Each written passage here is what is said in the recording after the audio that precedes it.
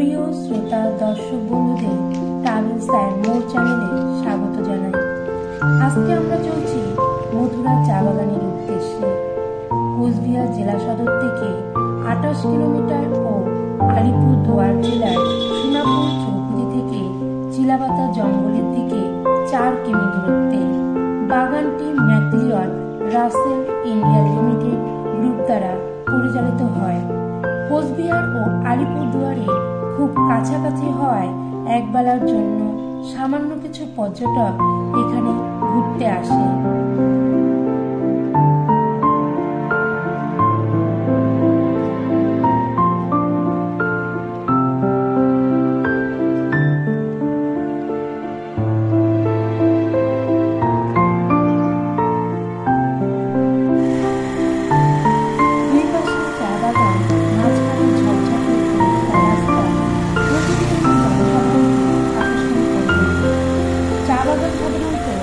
পাহাড়ি ঢালু জমিতে করা হয়।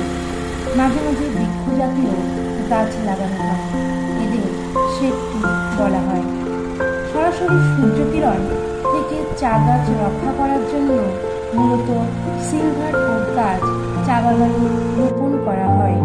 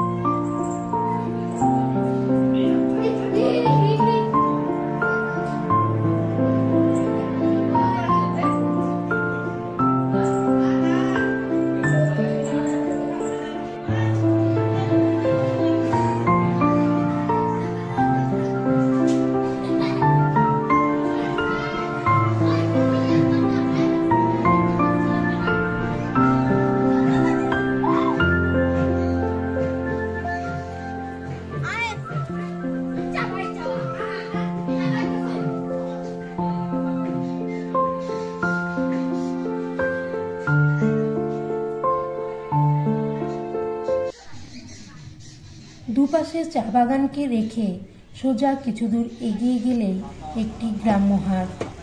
এখানকার ক্রেতা বিক্রেতা সকলেই চা বাগানের বাসিন্দা। দৈনন্দিন জীবনে প্রয়োজনীয় সব জিনিসপত্র এখানে পাওয়া যায়। আমরা হাট থেকে কিছু চপ ও তেলে ভাজা পাঁপড় কিনে নিলাম। একটা জিনিস লক্ষ্য করলাম, এখানকার জিনিসপত্রের দাম খুব কম।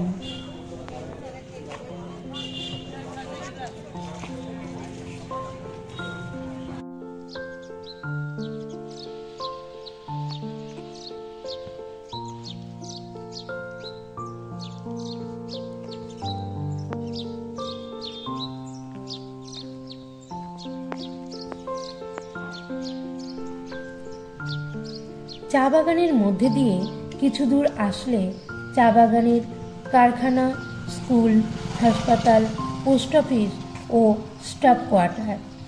চা বাগান কমপ্লেক্স প্রকৃতপক্ষে একটি কমপ্লেক্স। জীবন ধারণের জন্য প্রয়োজনীয় সব রকম সুবিধা এই পরিসরের মধ্যেই পাওয়া যায়।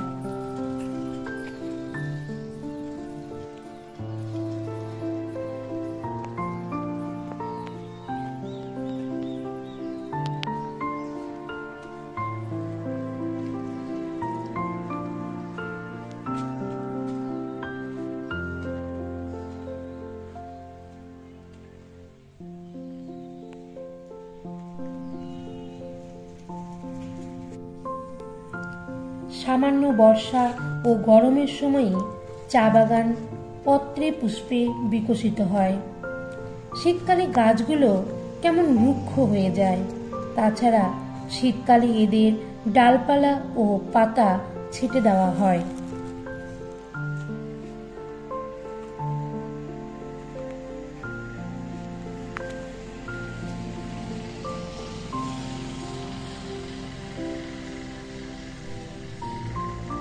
প্রিয় বন্ধুদের যদি আমার চ্যানেলটি ভালো লাগে তবে সাবস্ক্রাইব করে রাখবেন।